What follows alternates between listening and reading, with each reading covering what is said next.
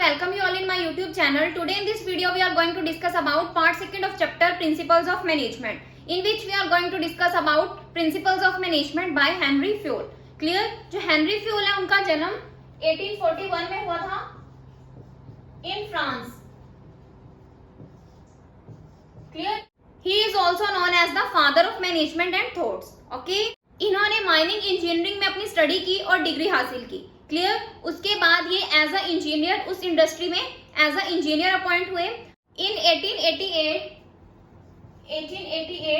ये क्या बन गए? मैनेजिंग डायरेक्टर बन गए उस कंपनी के. Managing director. जब ये मैनेजिंग डायरेक्टर बने उस कंपनी के अंदर, तब जो कंपनी थी वो क्या थी? इंसॉल्वेंट पोजीशन में थी. क्लियर? इंसॉल्वेंसी क्या होती है कि जब एक कंपनी की लायबिलिटीज क्या होती हैं? ज्यादा होती हैं. क्लियर? यानी कि इंसॉल्वेंट होगी. इट मींस जब कंपनी की जो लायबिलिटीज है वो क्या होती है? ज्यादा होती हैं और एसेट्स क्या होती हैं? कम होती हैं. क्लियर? तो इन्होंने क्या किया? फुल डेडिकेशन के साथ उस कंपनी में काम किया और आफ्टर 30 इयर्स ये क्या हो गए? उस कंपनी से रिटायर हो गए. क्लियर? उस टाइम पे जो कंपनी थी उसकी पोजीशन बहुत ज्यादा स्ट्रॉन्ग थी. ओके?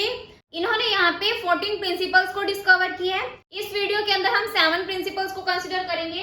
फर्स्ट है हमारे पास division of work. Division of work.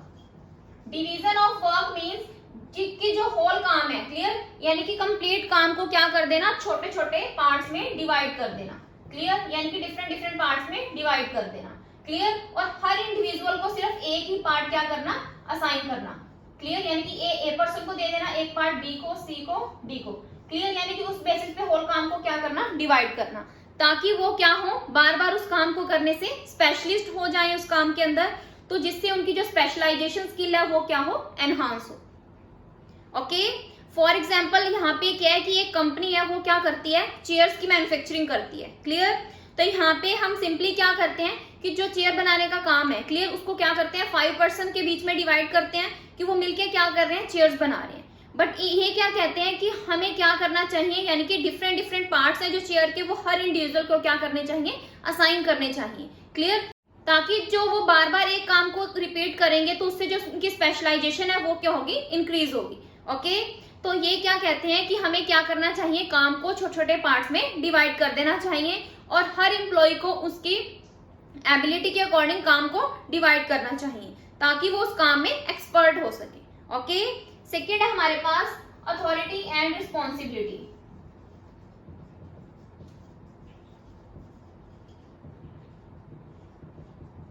इस प्रिंसिपल के अंदर फ्योल ने हमें क्या कहा है कि जो अथॉरिटी मीन्स क्या होता है? पावर देना. क्लियर? यानी कि रिस्पॉन्सिबिलिटी मीन्स इसके साथ क्या वर्ड जुड़ा हुआ है? अकाउंटेबिलिटी. ये क्या कहते हैं कि हमें क्या करना चाहिए? अपने एम्प्लॉइज को अथॉरिटी भी देनी चाहिए और साथ के साथ रिस्पॉन्सिबिलिटी भी असाइन करनी चाहिए. क्लियर?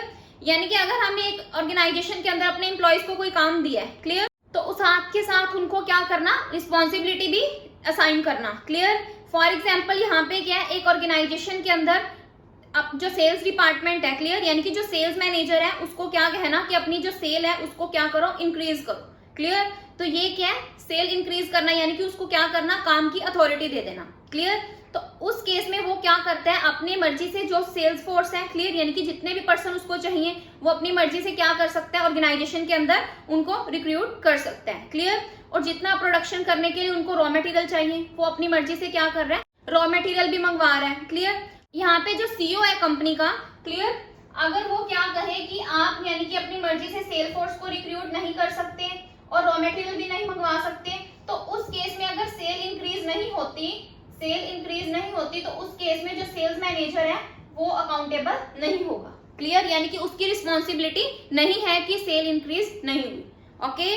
तो यहाँ पे जो फ्योल है वो क्या कहते हैं कि हमें क्या करना चाहिए? अपने एम्प्लॉय से काम करवाने के लिए उनको अथॉरिटी भी देनी चाहिए और रिस्पॉन्सिबिलिटी भी असाइन करनी चाहिए. ओके? नाउ नेक्स्ट है हमारे पास discipline.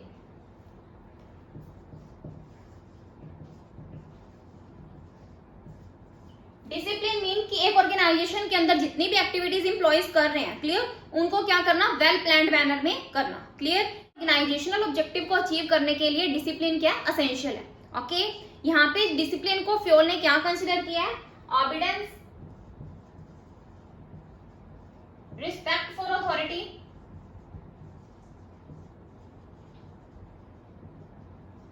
Supervision at all level, clear. अगर एम्प्लॉइज क्या करते हैं, जो उन्होंने प्रॉमिस किया है ऑर्गेनाइजेशन के अंदर कि हम अपनी फुल कैपेसिटी के साथ काम करेंगे, अगर वो उस प्रॉमिस को ब्रेक करते हैं, क्लियर, तो वो भी क्या है कि वो डिसिप्लिन में अपनी वर्किंग एक्टिविटीज को परफॉर्म नहीं कर रहे, क्लियर। तो डिसिप्लिन क्या है, असेंशियल है हर लेवल पे। अगर यहाँ पे एक मैनेजर है, वो अपने सबॉर्डिनेट से काम करवाता है, तो अगर वो क्या करता है, प्रॉपर सुपरविजन नहीं करता, यानी कि जो सुपरविजन है वो क्या हर लेवल ऑफ मैनेजमेंट के लिए क्या जरूरी है, टॉप लेवल पे भी, मिडिल लेवल पे भी और लोअर लेवल पे भी, क्लियर। यहाँ पे जो मैनेजर है उसको क्या करना चाहिए, जो एम्प्लॉइज हैं उनकी एक्टिविटीज को प्रॉपर सुपरवाइज करना चाहिए, क्लियर। तभी एक ऑर्गेनाइजेशन के अंदर क्या डिसिप्लिन हो सकता है, क्लियर। तो इसलिए जो डिसिप्लिन है वो क्या असेंशियल पार्ट है हर ऑर्गेनाइजेशन के अंदर, क्लियर। फोर्थ प्रिंसिपल है हमारे पास यूनिटी ऑफ कमांड।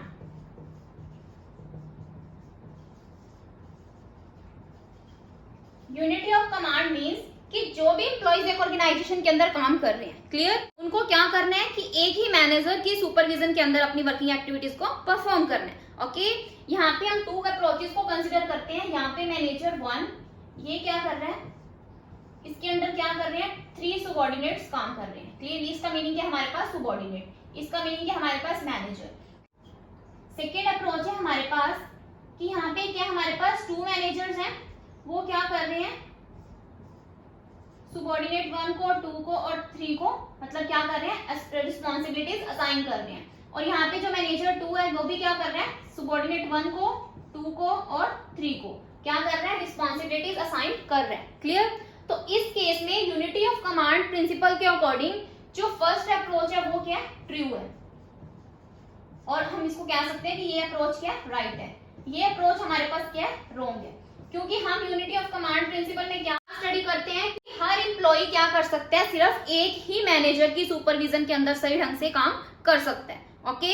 तो यहाँ पे हमारे पास क्या 2 मैनेजर्स हैं, यानी कि जो सबॉर्डिनेट 1 है, यानी कि फर्स्ट पर्सन है, जो उसको क्या करना पड़ रहा है, जो उससे भी ऑर्डर रिसीव करने पड़ रहे हैं, और जो मैनेजर 2 है वो भी इसको क्या कर रहा है, ऑर्डर्स दे रहा है, क्लियर। तो इस केस में जो फर्स्ट पर्सन है, यानी कि जो फर्स्ट सबॉर्डिनेट है, वो क्या सही ढंग से अपनी वर्किंग एक्टिविटीज को परफॉर्म नहीं कर पाएगा, क्लियर।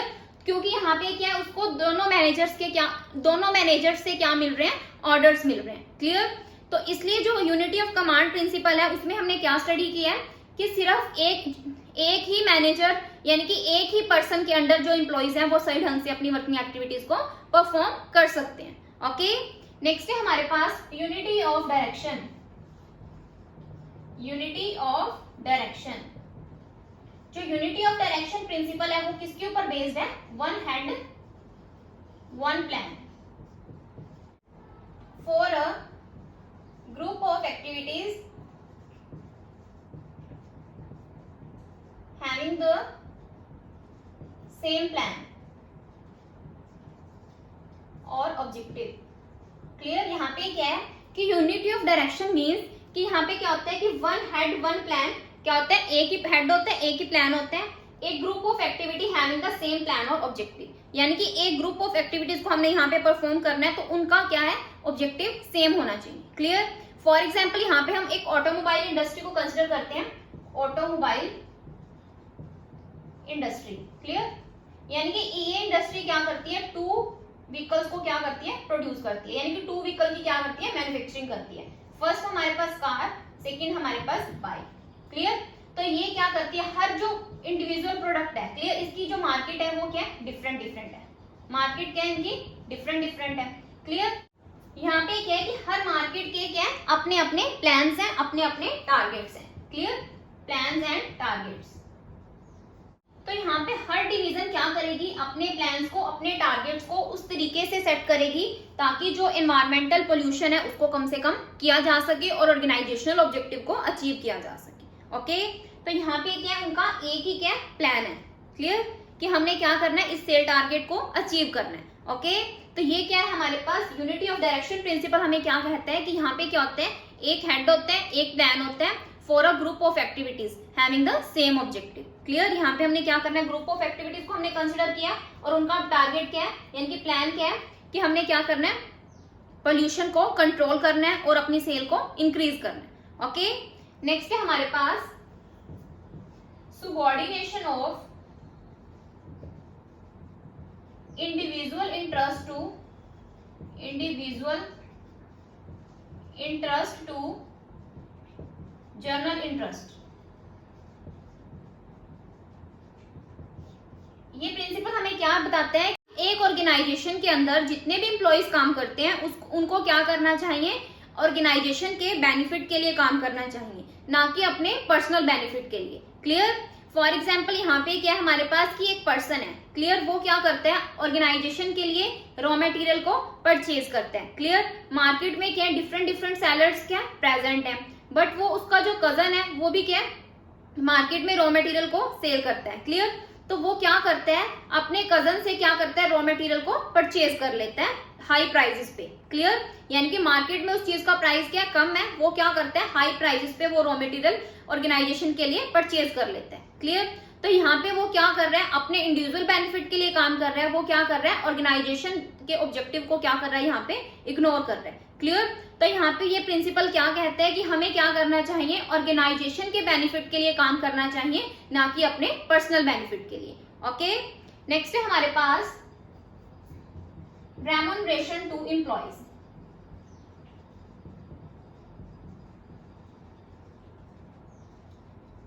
इस प्रिंसिपल के अंदर फ्योल ने हमें क्या कहा है कि जितने भी एम्प्लॉइज एक ऑर्गेनाइजेशन के अंदर काम करते हैं उनको क्या करना, फेयर रेम्यूनरेशन प्रोवाइड करना। क्लियर। यानी कि जिस बेसिस पे वो ऑर्गेनाइजेशन के अंदर काम करते हैं उनको क्या करना, बदले में उतनी सैलरी और वेजेस प्रोवाइड करना। क्लियर। ताकि जो उनकी एफिशिएंसी है काम करने की वो और भी ज्यादा इंक्रीज हो सके। ओके।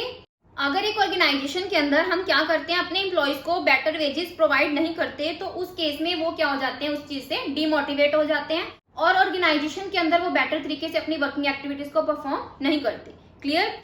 फॉर एग्जाम्पल एक ऑर्गेनाइजेशन को अगर एक्सेस में प्रॉफिट्स हो रहे हैं तो उसको क्या करना चाहिए, एम्प्लॉइज को उसमें से कुछ ना कुछ पार्ट प्रोवाइड करना चाहिए। क्लियर। ताकि उनका जो मोटिवेशन लेवल है वो इंक्रीज हो सके और वो बेटर तरीके से अपनी वर्किंग एक्टिविटीज को परफॉर्म कर सके। क्लियर। यहाँ पे फ्योल क्या कहते हैं कि प्रॉपर रेम्यूनरेशन तो आपने एम्प्लॉइज को प्रोवाइड करना ही करना है, बट साथ में क्या करना, मोनेटरी और नॉन मोनेटरी, यानी कि यहाँ पे क्या करना है, मोनेटरी और नॉन मोनेटरी इंसेंटिव्स भी प्रोवाइड करने हैं। क्लियर। यानी कि मोनेटरी इंसेंटिव क्या होते हैं कि मनी के टर्म में उनको क्या करना, कुछ ना कुछ रिवार्ड देना, और नॉन मोनेटरी यानी कि विदाउट मनी कुछ ना कुछ क्या कर देना, उनको बेनिफिट्स प्रोवाइड करना, उसको हम क्या कंसिडर करते हैं, non monetary incentives. Okay. So this is the end of part second of chapter principles of management. अगर आपको मेरी वीडियो पसंद आई हो तो आप मेरी वीडियो को लाइक करें, शेयर करें और सब्सक्राइब करें मेरे चैनल को, ताकि आपको फर्दर अपडेट्स मिलते रहें। Thanks for listening and thank you everyone.